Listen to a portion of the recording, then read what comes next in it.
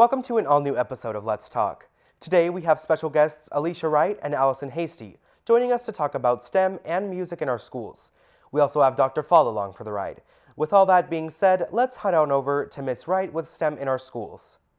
All right, we are back with Dr. Fall, and we have here our district coordinator, Alicia Wright. And I'm just going to go ahead and get started. What is STEM? Can you kind of break it down for us? Sure. So STEM is an acronym, so it's science, technology, engineering, and math. And we actually have an additional letter in there, A for arts. So you'll sometimes hear STEM and STEAM interchangeable. Okay. Did you want to add to that? Or? No, she said it perfectly. Perfect, okay. Why did the district feel the need to update STEM in the foothills? Well, the entire concept is how do we look at education and prepare our students for the world of tomorrow? And as all of you know, and mostly you as well, anything we do now is related to the STEM fields, right? Whatever the jobs might be. And so making sure that we are bringing that into our schools, in all our schools, but especially the foothills, because the schools there are mostly elementary and middle school. So starting early is where we are, and that's where Ms. Wright comes in. Yeah, so the foothills schools have a unique area, and so bringing the STEM in, there were some teachers working in pockets doing STEM and STEAM, and so just building it so it's a little more cohesive for kids and everyone has kind of that background knowledge to really do usable and interesting classroom lessons. I do want to say as well, we are focusing on the foothills, but since we're here at Lyndhurst, we are also working with our BOGA. So some kids that will be future Lyndhurst graduates are getting the STEAM program as well. Very nice. That's very exciting. Yeah. Very exciting prospects. So going to teacher training, how will that work? Yeah, I can talk about that. I'm so excited. We are doing a big STEAM kickoff with all of the schools, so the 6 foothills schools in our BOGA. We've invited all of the teachers. We currently have about 40 of them signed up to attend a big event. So we're going to have some guest presenters. We're going to have hands-on workshops and a little exploration time for them to see what STEAM is, how to get involved, and really get them thinking about what they're excited about. And then based on the interest over the next few years, we'll be training and exploring, and teachers will get to guide where their school sites go based on what they want to do. And it's just going to expand into a pretty amazing program. Okay. Yeah, I was going to say that let's contextualize it to what we're trying to do here. So we have the small schools up in the hills, as you might know, and they're pretty small. One school is as small as 30 students, another is as large as 210 students. Mm-hmm. The question we asked ourselves is how do we create exciting programs in those schools where they can be a little unique? So going to those schools is like a little unique. So what does that mean? So that's when we came up with the interest that there are so many businesses up there, and they have this UC Davis pretty close by, and we have this organizations that are very scientifically oriented. Agriculture now has become so scientific, right? And so we look at that and we said, so what do we need to do in those schools to make it a hopping place, kind of thing, like exciting, something unique, bringing in robotics, coding, drone technology. So that's where I think Ms. Wright took the teachers and took the principals, sat down and said, so how do we redesign these schools where it becomes a little bit more unique than a traditional elementary school? What would that look like? And once that conversation started, the STEM initiatives became a big conversation focus point for the schools in the hills, as well as our BOGA, which is now a TK through 8th grade. So we're going to see some exciting projects, students' hand-on activities, some new kind of courses that will be offered in those schools. Okay, and then how can students take that onto their adult life? And saying that, for an example, we have a CTE class here, floral, right. And students, they can get floral certified, take it to country florist, hey, I'm floral certified. So how will STEM work to do that, to further the career of the students after they leave the school? I would say the skills that they're going to get in STEM activities or STEAM activities, from collaborating with peers, coming up with solutions to problems that don't always work the first time. So you might try something and they have to go back and evaluate it and see what worked well, what didn't, and then change it and fix it. And those are all real life skills for any job that you have is going to be important. But I think in the STEAM field, having the ability to really analyze things, to think critically, some of those skills that maybe we miss when we're just memorizing and practicing. But with the project-based learning, with working with partnerships, they're going to have so many abilities when they get into the career field in college and wherever they go. I think preparing our kids for the jobs of tomorrow, we don't know today what the jobs will look like tomorrow, right? All we know that just in this past 2 years with the pandemic, the entire work world has changed. And what has become evident to students today is technology is like second language for you. We call it the native language. It's literally what you need to do apart from speaking. So we need to make sure that the skills we're providing in elementary and middle schools and some of these unique programs that these principals have said we want to bring to our schools first. It's a matter of time before it spreads across all the schools. Right? We're not denying the other schools the opportunity, but we have an area now where the principals can work together and Ms. Wright can kind of focus in on them, give them the support and grow it. So those very skills would be the skills that are required, whether it is, again, as I mentioned, coding, robotics, any kind of scientific investigation, just the thinking behind it.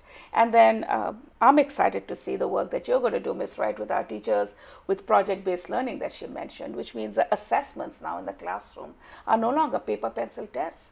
It's about a big project the kids are putting together, researching it, and then making it happen, and then presenting their research. So the excitement of learning, to your point, is what colleges and jobs look for now.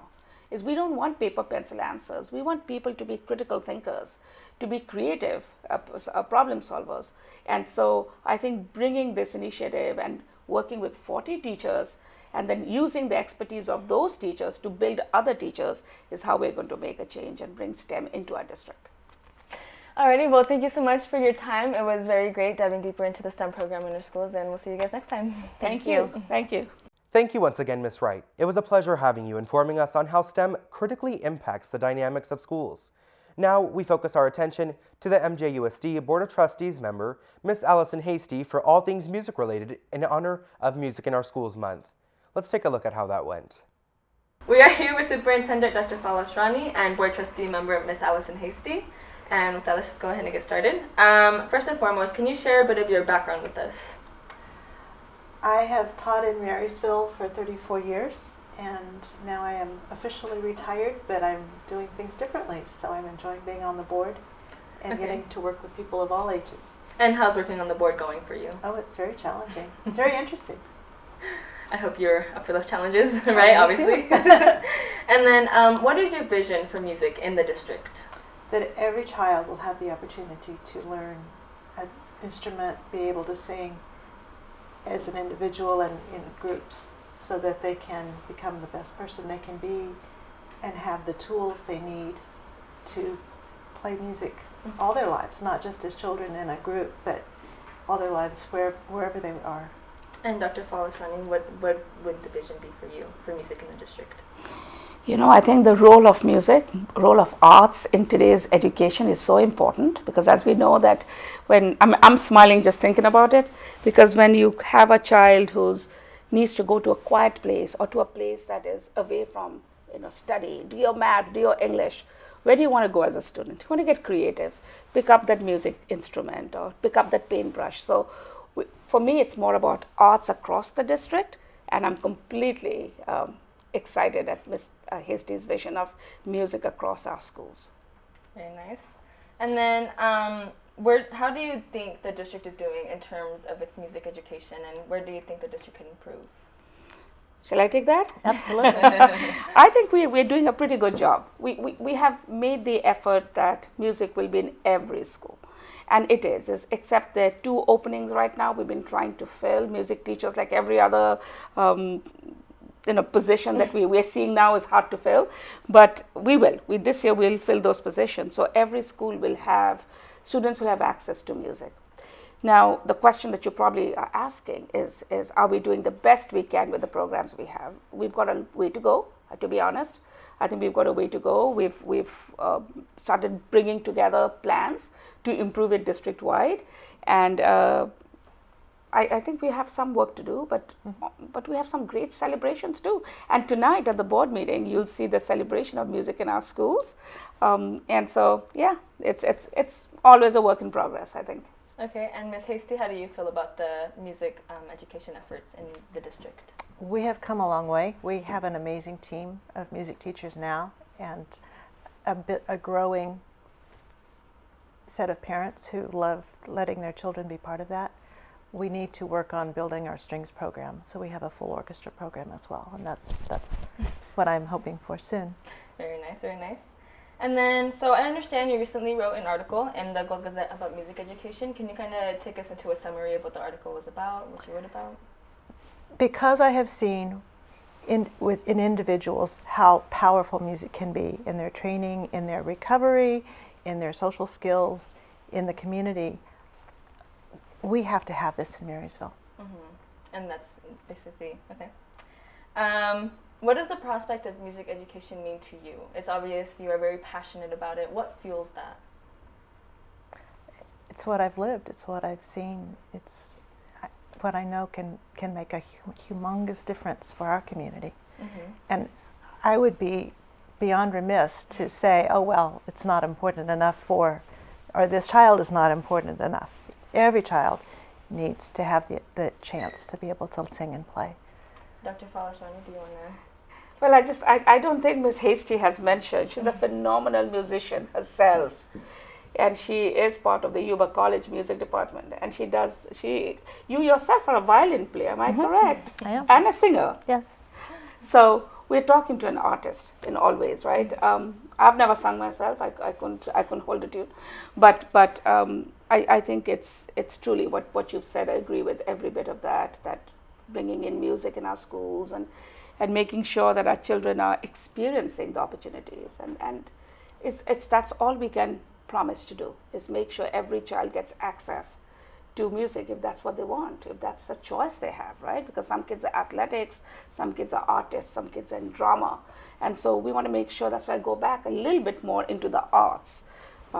I'd like to really grow that and make sure that our teachers are supported across the district, because we have phenomenal teachers and phenomenal programs. Mm-hmm. But again, we have pockets of excellence and some areas that need to be focused a little bit more. We're not perfect by any means, but we're trying. So that's what's important. Okay, and how are you working to uphold music education in the district? So how will we know that this hype will be staying around for a while so that students can get excited about it, and start to do it? It's such a brilliant question. So let me again let you know that this summer we are opening the first ever music camp in summer school this year. The planning is happening right now. We are hoping to, of course, start with elementary students, because we cannot build a program at the high school level unless we start in the elementary, right? And so we're going to open a summer music camp, and it'll happen every summer. The details will come out soon. But again, like that happens here, you hear it first from me. So look out for the flyer, look out for the dates, and we are hopeful that more children are able to join and really participate in the arts. And there's going to be some music, a lot of music, and also dance, from what I've been told. So I'm excited to hear what the planning team brings to the table. And this week, there is a band concert at Lyndhurst High School.